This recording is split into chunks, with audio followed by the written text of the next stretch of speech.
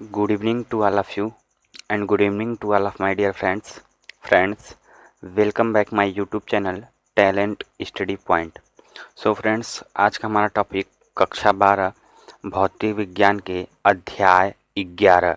जी हाँ दोस्तों, अध्याय 11 प्रत्यावर्ती धारा क्या है। प्रत्यावर्ती धारा का पार्ट 1 है जो कि NCERT से 7वां लेसन है। NCERT से कौन सा लेसन है? 7वां लेसन है। अगर आप NCERT से पढ़ रहे हैं तो 7वां लेसन है। इसके बाद हमारा लास्ट पार्ट रह जाएगा। और अगर मित्तल के बुक से भी आप पढ़ रहे हैं तो ये 11वां लेसन है। ये भी हमारा क्या है, इसके बाद 12 जो आएगा हमारा लास्ट पार्ट, यानी बस हमारा फर्स्ट में 2 चैप्टर रह गया है। और इसके प्रीवियस वाला वीडियो जो कि चैप्टर 10 है मैंने पढ़ा दिया। यदि आप उसको नहीं देखे तो मैंने डिस्क्रिप्शन बॉक्स में लिंक दे दिया, आप वहाँ जाकर देख सकते हैं। या फिर इस वीडियो की स्टार्टिंग बाद आपको एक हैशटैग दिखाई होगा जिस पर लिखा होगा टैलेंट स्टडी पॉइंट, आप उस पर टैप करके भी हमारे वीडियो तक पहुँच सकते हैं। तो चलिए दोस्तों, बिना टाइम इन्वेस्ट वीडियो को स्टार्ट करता हूँ। वीडियो स्टार्ट करने पहले आप लोगों से रिक्वेस्ट है कि यदि आप हमारे चैनल पर नए हैं तो चैनल सब्सक्राइब करना बिल्कुल मत भूलिएगा। साथ ही साथ बेल आइकन को दबा दीजिएगा ताकि लेटेस्ट वीडियो का नोटिफिकेशन सबसे पहले आप तक पहुँचे। तो चलिए दोस्तों, मैं वीडियो को स्टार्ट करता हूँ।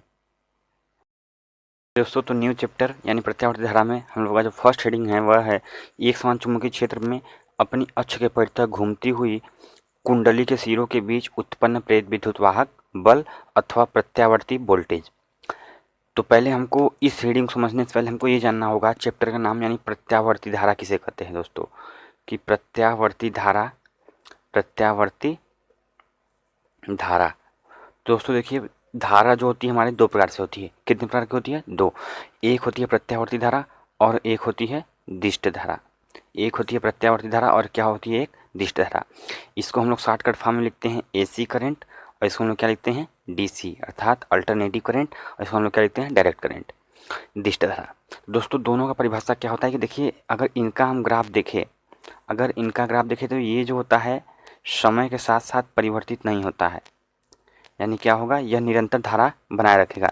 लेकिन यह क्या होता है, एक हाफ साइकिल चलेगा तो एक शून्य हो जाएगा, फिर एक हाफ साइकिल, फिर एक क्या होगा, शून्य। यानी हमारा क्या है, ये प्रत्यावर्ती धारा है और ये हमारा क्या है, दिष्ट धारा।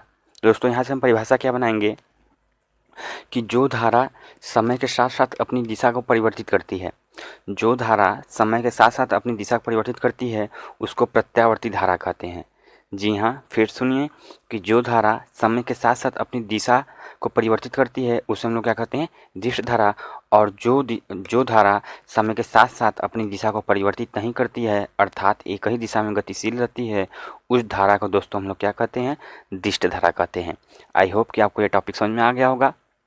पुनः सुन लीजिए, प्रत्यावर्ती धारा क्या होता है कि जो धारा समय के साथ साथ अपनी दिशा को परिवर्तित करती है उसको प्रत्यावर्ती धारा, और जो धारा समय के साथ साथ अपनी दिशा को परिवर्तित नहीं करती है उसको हम लोग कहते हैं दिष्ट धारा। तो दोस्तों आइए, हमारा टॉपिक क्या है कि एक समान चुंबकीय क्षेत्र में अपनी अक्ष के परितः घूमती हुई कुंडली के सिरों के बीच उत्पन्न प्रेरित विद्युत वाहक बल अथवा प्रत्यावर्ती वोल्टेज।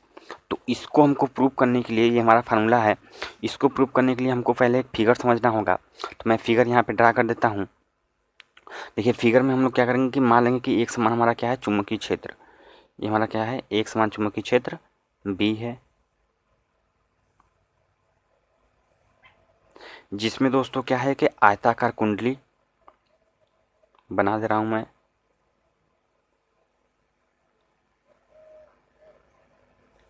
दोस्तों ये हमारा क्या है, आयताकार कुंडली है, जिसका नाम हम लोग दे दे रहे हैं ABCD। ये हमारा क्या है, आयताकार कुंडली है। और यह जो कुंडली वो क्या कर रही है, रोटेट कर रही है दक्षिणावर्त, यानी घड़ी दिशा में क्या कर रही है, रोटेट कर रही है। देखिए एक होता है दक्षिणावर्त, एक होता है वामावर्त। तो जो घड़ी की दिशा में रोटेट करता है उसको हम लोग कहते हैं दक्षिणावर्त, और जो घड़ी की विपरीत दिशा में रोटेट करता है उसको हम लोग क्या कहते हैं, वामावर्त। तो दक्षिणावर्त मतलब घड़ी दिशा में और वामावर्त मतलब घड़ी के विपरीत दिशा में। तो हम लोग क्या कहेंगे कि माना एक आयताकार कुंडली ABCD, माना एक आयताकार कुंडली ABCD एक समान चुंबकीय क्षेत्र B में, एक समान चुंबकीय क्षेत्र वेक्टर B में अपनी अक्ष के परितः क्या कर रहा है, तेजी से ऐसे रोटेट कर रहा है। देखिए यहाँ पे क्या कर रहा है, ये रोटेट कर रहा है ऐसे ऐसे। तो घुमाए जाने पर क्या होगा कि प्रारंभ में कुंडली का तल क्या होगा कि चुंबकीय क्षेत्र के लंबवत होगा। चुंबकीय क्षेत्र के लंबवत कहने का मतलब है कि चुंबकीय क्षेत्र अगर ऐसे ऐसे है तो ये कैसे रहेगा, ऐसे रहेगा। ऐसे रहेगा तो कैसे रहेगा, ये 90 डिग्री पे।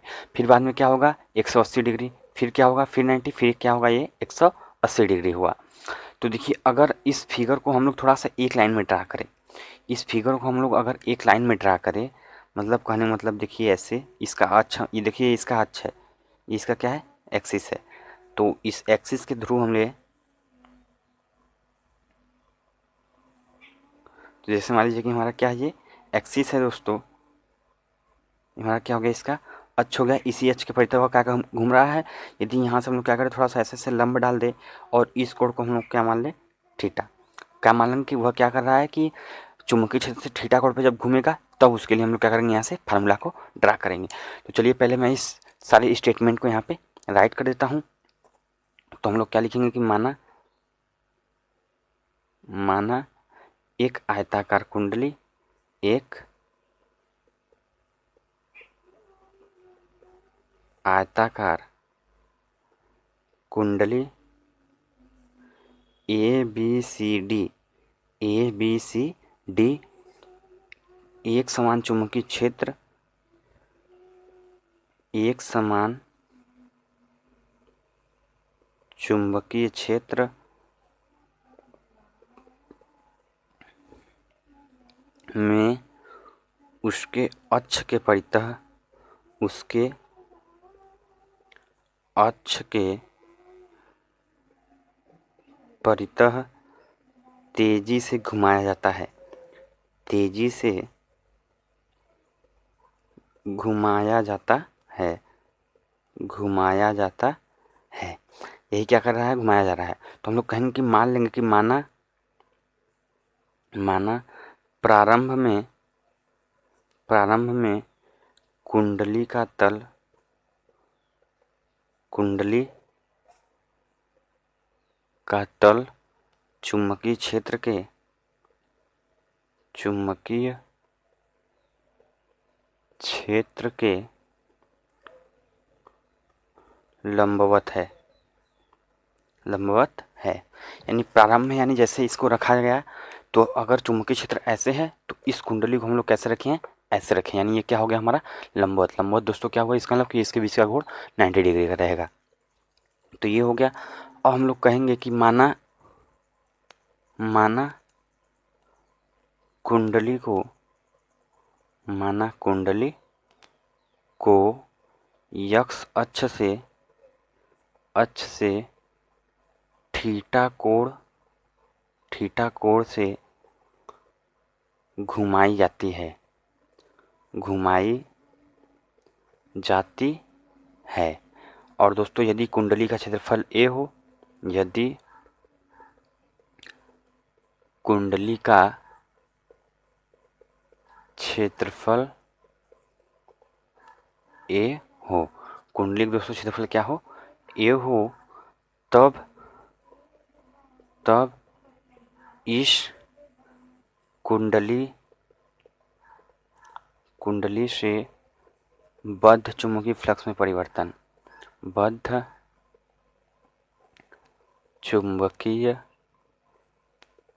फ्लक्स में परिवर्तन। दोस्तों जो हम लोग जानते हैं कि जब कोई कुंडली क्या होती है, थीटा कोण पर किसी अक्ष के अनुसार घूमती है तो उससे फ्लक्स में परिवर्तन फाई बी इक्वल टू होता है बी ए कॉस थीटा। क्या होता है दोस्तों, बी ए कॉस थीटा। और हम लोग कहेंगे कि यदि देखिए अगर कोई चीज़ अपने अक्ष के परितः घूमता है तो वहाँ पे उसके वेग को हम लोग कहते हैं कोणीय वेग। जो इसके वेग को हम लोग क्या कहते हैं, कोणीय वेग। और कोणीय वेग को हम लोग किससे प्लॉट करते हैं दोस्तों, ओमेगा से। तो हमारा देखिए यहाँ से क्या होगा, यदि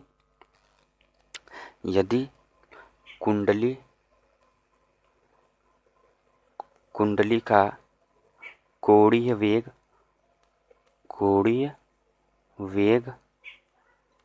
ओमेगा हो तब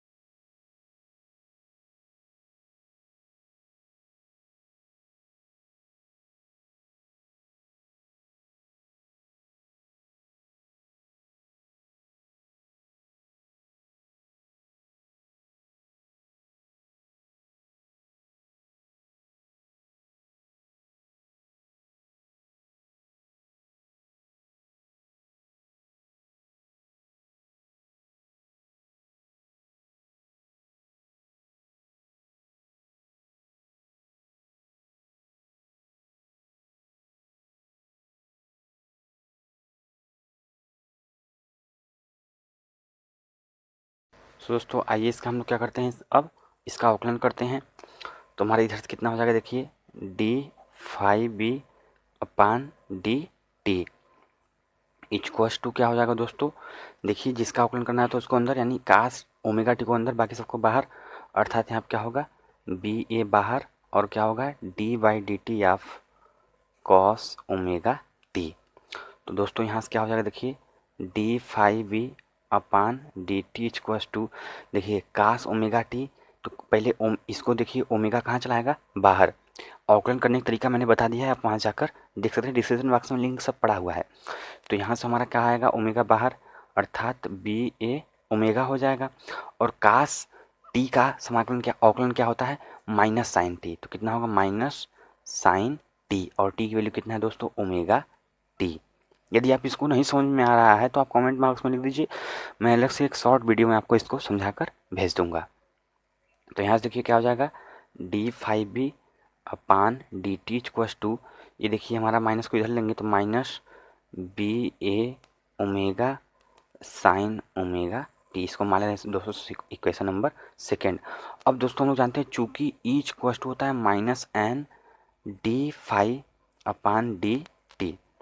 क्या होता है इसको हम लोग मानते हैं इक्वेशन नंबर थर्ड, होता है कि नहीं दोस्तों कि E equals to minus N del∅/dt। देखिए समीकरण 2 से क्या करेंगे, d∅/dt की वैल्यू इसमें क्या कर देंगे दोस्तों, पुट कर देंगे। तो हमारे यहाँ से कितना हो जाएगा, E equals to minus N minus B A omega और साइन ओमेगा टी, तो ये माइनस माइनस कितना होगा प्लस, तो ई इक्वल्स टू हो जाएगा दोस्तों N B A omega sine omega t, क्या हो जाएगा दोस्तों N B A omega sine omega T हो जाएगा। ये हमारा क्या हो जाएगा, देख लीजिए कि N B A omega sine omega T. अब देखिए यही पे चाहे तो इसको हम लोग छोड़ सकते हैं, बट इसका थोड़ा सा हमको क्या करना पड़ेगा, इसको हमको इसका लिखना पड़ेगा फॉर्म।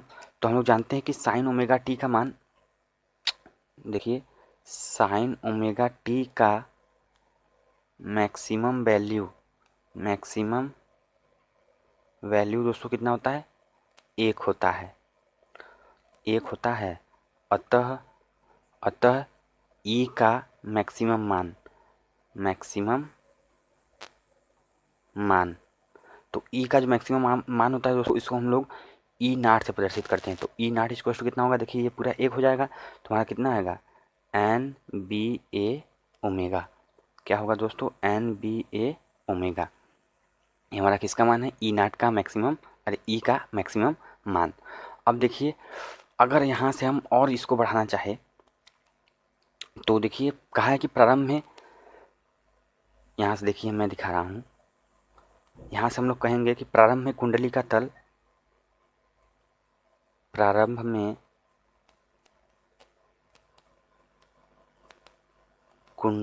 तल फ्लक्स रेखाओं के लंबवत था, फ्लक्स रेखा के लंबवत था, क्या था दोस्तों, फ्लक्स रेखा के लंबवत। अब देखिए फ्लक्स रेखा के लंबवत था तो उसमें थीटा वैल्यू कितना होगा, तो ये हमारा क्या है, फ्लक्स रेखा है, ये दोस्तों क्या है हमारा फ्लक्स रेखा है। और जैसे आप मान लीजिए कि ये हमारी क्या है, कुंडली है, ये हमारी क्या है दोस्तों, कुंडली है, ये फ्लक्स रेखा हो गया, ये कुंडली। तो देखिए ये हमारा क्या था, ऐसे कुंडली इसमें पड़ा हुआ है, देखिए इनके बीच का कोण कितना है 90 डिग्री, बट ध्यान से देखिएगा इनके बीच का कोण तो 90 डिग्री है, बट यदि इसका हम क्षेत्रफल वेक्टर ले तो इसका क्षेत्रफल वेक्टर कैसे आएगा दोस्तों, इस तरफ आएगा, कैसे आएगा, इस तरफ। अब देखिए क्षेत्रफल वेक्टर भी इस तरफ है इसका और फ्लक्स रेखा भी इस तरफ है, तो बताइए दोनों के बीच का कोण कितने अंश का बना, जीरो, दोनों के बीच का कितना अंश का कोण बना, जीरो अंश का। क्यों बना, क्योंकि जब भी हम लोग कोई क्षेत्रफल वस्तु लेते हैं तो उसका हम एरिया वेक्टर निकालते हैं, तो एरिया वेक्टर क्या होता है, इसके क्षेत्रफल के लंबवत, जैसे ये हमारा है तो इसका एरिया वेक्टर कहाँ होगा, आपकी तरफ, इसका एरिया वेक्टर कहाँ होगा, इधर की तरफ, इधर कर ले तो एरिया वेक्टर कहाँ होगा, आपकी तरफ, तो इसका एरिया वेक्टर कहाँ होगा, इधर। तो जैसे ही इसको हम लोग क्या करेंगे, ऐसे लंबवत इसे घुमाएंगे तो इसका एरिया वेक्टर कहाँ आ जाएगा, इधर, और जब एरिया वेक्टर इधर आएगा दोस्तों तो दोनों के बीच का जो कोण रहेगा वह कितने अंश का हो जाएगा, जीरो अंश का। लंबवत रहेगा तब यहाँ से हमारा थीटा इक्वल टू कितना हो जाएगा 0। और जब थीटा इक्वल टू 0 तो दोस्तों यहाँ पे देखिए हम जब यहाँ पे 0 रखेंगे तो साइन 0 की वैल्यू कितनी होती है 0। सो यहाँ से हमारा क्या आएगा ई इक्वल टू 0 हो जाएगा। क्या हो जाएगा दोस्तों ई इक्वल टू हमारा क्या इतना हो जाएगा यहाँ से 0 हो जाएगा। अब देखिए इसी टाइप से आप कर सकते हैं। अब देखिए हमारा क्या है कि प्रारंभ में कुंडली तल के क्या है ऐसे समझिए, ट्रिक में बता दे रहा हूँ। अगर लंबवत कहेगा, अगर 90 अंश कहेगा तो 0 रखेंगे, और 0 कहेगा तो 90 अंश क्यों रखेंगे, देखिए एक 0 डिग्री वाला भी समझा दे रहा हूँ। जैसे हमारा क्या है ये चुंबकीय क्षेत्र है, ऐसे ऐसे हमारा क्या है देखिए ऐसे ऐसे क्या है हमारा चुंबकीय क्षेत्र है। तो चुंबकीय क्षेत्र है, यदि इसके हम क्या कर दे ऐसे इसको समांतर कर दे, देखिए ये समांतर हो गया, चुंबकीय क्षेत्र भी इस दिशा में इस दिशा में। बट जब इसका हम लोग एरिया वेक्टर लेंगे तो किस दिशा में आएगा, देखिए ऊपर की ओर आएगा ना। और जब ऊपर की ओर आएगा तो इसके बीच का कोण कितना होगा 90 डिग्री। अर्थात जब कहेगा समांतर है तब रहेगा और जब कहेगा कि लंबवत है और तब क्या हो जाएगा ऐसे समांतर हो जाएगा। तो आई होप आपको ये जो स्टेटमेंट है पूरा इसका जो कथन है मैं यहाँ पे समझा दिया हूँ, तो आप अच्छी तरह समझ होंगे। अगर नहीं समझे तो आप वीडियो को एक बार प्रीवियस ले जाकर देख लीजिए, आपको बिल्कुल क्लियर हो जाएगा कि इसमें कह क्या रहा है। यानी हम क्या करेंगे इसी तरीके से इसको हम लोग पुट करेंगे। अब देखिए यदि हम क्या करें कि देखिए जैसे मान लीजिए कि हमारा क्या कर रहा है ऐसे है, फिर देखिए एक ऐसे घुमा फिर ऐसे घुमा, तो इस एक चक्कर को मतलब 3 बार घुमा तो इसको हम लोग क्या करते हैं 3/4। और 3/4 में कितने अंश का कोण बनता है दोस्तों 270 अंश का। कैसे देखिए ये हमारा क्या है पहले 90 डिग्री फिर कितना हुआ ऐसे 270।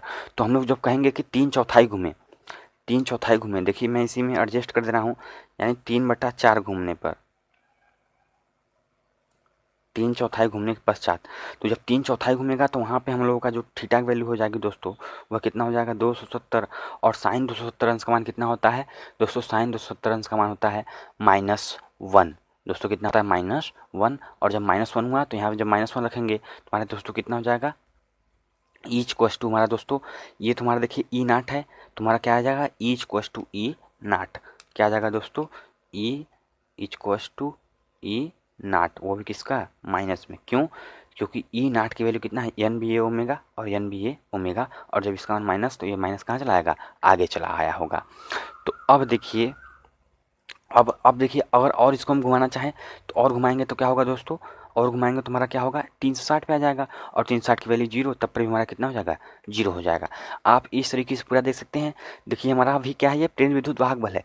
अब हम लोग देखेंगे इसको वोल्टेज के पदों में दोस्तों, किस पद में देखेंगे वोल्टेज के पद में। तो वोल्टेज के पद में देखने के लिए थोड़ा सा बस हमारा क्या है यहाँ पे लॉजिक है, यानी इसी फार्मूला को देखकर हम लोग क्या करेंगे वोल्टेज के फॉर्म में बनाएंगे। तो पहले आप इसका स्क्रीनशॉट ले लीजिए, तो मैं यही पे इसको क्या करता हूँ यहाँ पे स्टेटमेंट पूरे समझा देता हूँ। तो पहले इसका स्क्रीनशॉट लीजिए, तो मैं एक बार पहले इसको फिर समझा देता हूँ। तो देखिए इसको प्रूव करने के लिए हम लोग क्या करेंगे कि माना एक आयताकार कुंडली ए बी सी डी एक समान चुंबकीय क्षेत्र बी में अपने उसके अक्ष के परितः तेजी से घुमाया जाता है, यानी इस कुंडली को हम लोग क्या करेंगे तेजी से रोटेट कराएंगे। तो माना प्रारंभ में कुंडली का तल चुंबकीय क्षेत्र के लंबवत था या लंबवत है, और मान लेंगे माना कुंडली को यक्ष अक्ष से थीटा कोण से घुमाई जाती है। यदि कुंडली का क्षेत्रफल ए हो तब इस कुंडली से बद्ध चुंबकीय फ्लक्स में परिवर्तन अर्थात फाई बी इक्वल टू दोस्तों क्या होगा बी ए कॉस थीटा। और यदि कुंडली कोणीय वेग ओमेगा हो तो दूरी बराबर चाल गुणे समय, बट अगर कोई अपने अक्ष के परितः घूमता है या किसी वृत्तीय पथ पर घूमता है तब उसके चाल को हम लोग कोणीय वेग के नाम से जानते हैं, और दूरी को कोणीय विस्थापन के नाम से। कोणीय विस्थापन को दोस्तों थीटा और चाल को ओमेगा, समय को टी। इक्वल्स टू क्या हो जाएगा हमारे यहाँ से theta equals to omega T. और जब ओमेगा टी की वैल्यू दोस्तों इसमें पुट कर देंगे, दोनों पक्षों का अवकलन करेंगे। अवकलन क्यों करेंगे, अवकलन इसलिए करेंगे क्योंकि हमको प्रेरित विद्युत वाहक बल की आवश्यकता है, और ई तभी आएगा कि हम लोग जानते हैं कि डी फाई अपन डी टी, इसलिए यहाँ पे अवकलन किया गया है। तो अवकलन कर दिए, अवकलन करने के बाद हमारा दोस्तों क्या आ जाएगा यहाँ पे हो जाएगा देखिए अवकलन करने पे D phi V upon D T equal to B A minus sine omega T, चाहिए यहाँ पे आप ब्रैकेट लगा सकते हैं। अब देखिए हम जानते हैं कि ईच कॉस्ट होता है माइनस एन डी फाई अपान डी टी। अब देखिए डी फाई अपान डी टी की वैल्यू यहाँ पे क्या करेंगे ऐसे पुट करेंगे। सो दोस्तों हमारा आएगा आंसर ईच कॉस्ट to minus N B A omega sine omega T. बाकी सब ये सब कंडीशन है, आप इसका स्क्रीनशॉट लीजिए। तो मैं यहाँ पे इसका यानी वोल्टेज के पदों में दिखा देता हूँ। वोल्टेज के पदों में दोस्तों क्या करना है बस ई नाट है तो वहाँ पे भी नाट, और यहाँ पे कितना है हमारा ई है तो वहाँ क्या रहेगा भी, बस यही दोनों में अंतर है। तो आइए मैं उसको यहाँ पे समझा देता हूँ। सो दोस्तों आई होप कि आप इसका स्क्रीनशॉट ले लिए होंगे। तो आइए हम यहाँ समझते हैं कि प्रत्यावर्ती वोल्टेज को हम लोग, देखिए अब यहाँ से देखिए हमारा जो ई है दोस्तों, ई इक्वल टू फार्मूला क्या है, N B A sine omega T. ये हमारा क्या है, ये वाला है। और एक हमारा क्या है, E nought equal to, E nought equal to क्या है दोस्तों, एन बी ए ओमेगा, यही है दोस्तों। तो अब देखिए यही जो हमारा ई होता है, यही किसके बराबर होता है, भी के। जो हमारा ई होता है किसके बराबर होता है, भी का। अब देखिए यहाँ पे हमारा फार्मूला बनेगा, ध्यान से देखिएगा, ई किसके बराबर होगा, भी के। तो अब देखिए इस भी के स्थान जब यहाँ पे ई है तो यहाँ भी रहेगा, और जब यहाँ पे ई नाट है तो यहाँ कितना आएगा दोस्तों, भी नाट आएगा। और वेयर ई नाट क्या है हमारा, देखो दोस्तों ई नाट क्या है हमारा, ई नाट क्या है, मैक्सिमम मान है। किसका मैक्सिमम मान है दोस्तों, ई का। तो उसी प्रकार भी नाट किसका मान होगा, भी का मान होगा। भी का अधिकतम मान कितना होगा, भी नाट। तो अब देखिए इसके साथ हम लोग कितना रखेंगे, भी equals to N B A sine omega T, और भी nought equals to N B A omega. अब देखिए यहाँ पे एन बी ए ओमेगा है दोस्तों, यहाँ पे क्या रहेगा, ओमेगा रहेगा। ओमेगा मैं भूल गया हूँ उसमें, तो यहाँ कितना रहेगा दोस्तों, एन बी ए ओमेगा। तो अब देखिए N B A omega, N B A omega, N B A omega के स्थान पर हम लोग कितना रखेंगे, भी नाट। तो यहाँ से हमारा कितना होगा, भी इक्वल्स टू भी नाट साइन ओमेगा टी। यही हमारा क्या है, फार्मूला है, भी इक्वल्स टू भी नाट साइन ओमेगा टी। और यदि आप इसको धारा के पद में लिखेंगे दोस्तों, धारा के पदों में, धारा के पदों में, तो दोस्तों धारा के पदों में क्या होगा, i equals to i naught sine omega t. क्या हो जाएगा दोस्तों, i equals to i naught sine omega t. अगर आप दिखाना चाहते हैं तो यहाँ दिखा दीजिएगा कि भी नाट क्या है, भी नाट क्या है, वोल्टेज का शिखर मान है, शिखर मान, या दोस्तों इसको हम लोग क्या कहते हैं, महत्तम मान, अर्थात मैक्सिमम वैल्यू। इसको हम क्या कहते हैं दोस्तों, मैक्सिमम वैल्यू। और वेयर आई नाट क्या है दोस्तों, धारा का अधिकतम मान, धारा का अधिकतम मान। देखिए आई नाट क्या है, धारा का अधिकतम मान, और भी नाट क्या है दोस्तों, भी नाट वोल्टेज का अधिकतम मान है। दोस्तों यहीं पे हमारा जो पार्ट फर्स्ट है वह एंड होता है। दोस्तों आई होप कि आपको यह वीडियो पसंद आया होगा। यदि आपको वीडियो पसंद आया तो हमारे वीडियो को लाइक कर दीजिए, नहीं पसंद आया तो वीडियो को लाइक मत कर दीजिए। लेकिन यदि आप हमारे चैनल पर नए हैं तो दोस्तों चैनल सब्सक्राइब करना बिल्कुल मत भूलिएगा, ताकि इस प्रकार के हमारा जो वीडियो होता है वह लेटेस्ट वीडियो आपको तुरंत क्या हो, आपको सब्सक्राइब करने के बाद तुरंत क्या हो, उसका नोटिफिकेशन मिल जाए। और नोटिफिकेशन मिल जाए तो हमारे जो वीडियो है आप उसका लाभ उठा सकें। और साथ ही साथ इस वीडियो को अपने दोस्तों के पास भी शेयर कर दीजिए, ताकि इस वीडियो का लाभ वो भी उठा सकते हैं। चूँकि जो हमारा चैनल दोस्तों टैलेंट स्टडी पॉइंट, इस पर आपका सिलेबस परीक्षा से पहले ही, देखिए अभी हमको पढ़ाते हुए केवल 1.5 महीना हुआ है, और 1.5 महीना मैंने फिजिक्स फर्स्ट ख़त्म करवा दिया है। तो अगर आप लोग मेरा साथ देंगे यानी सब्सक्राइबर बढ़ाएंगे तो मैं बहुत ही जल्द आपका पाँचों का पाँचों सब्जेक्ट जो आपका है इंटर में, आपको पूरा का पूरा सिलेबस कंप्लीट करवा दूंगा केवल 3-4 महीने में। हाँ दोस्तों 3-4 महीने में आपको क्या करूँगा, पूरा सिलेबस कंप्लीट करा दूंगा। दोस्तों हमारा जो नेक्स्ट पार्ट होगा, पार्ट नंबर 2, तो हमारा नेक्स्ट पार्ट आने का इंतजार कीजिए। तब तक के लिए धन्यवाद, बाय बाय।